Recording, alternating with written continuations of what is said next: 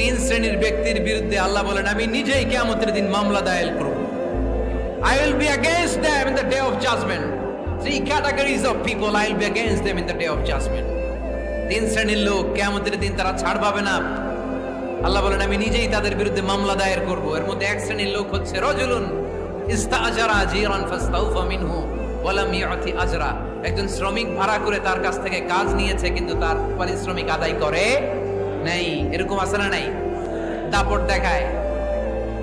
দেখায় ইউনিভার্সিটির ক্যান্টিন গুলোতে, ইউনিভার্সিটির ক্যান্টিনে যে খায় মাগার বিল দেয় না, এরকম ডাকাইত আছে না নাই? চায়ের দোকানে চা খায় আগে পরে দিমু বিল দেয় না, আছে না নাই? দোকানে যে পণ্য কিনে বিল দেয় না পরে দিমু, আছে না নাই? কিয়ামতের দিন আল্লাহ তোরে মাস্তানি ছুটাবে, চিল্লা এখন ঠিক কিনা? আনা খাসমুহুম, আমি নিজেই তাদের বিরুদ্ধে মামলা দায়ের করব। কথাটা কার? এজন্য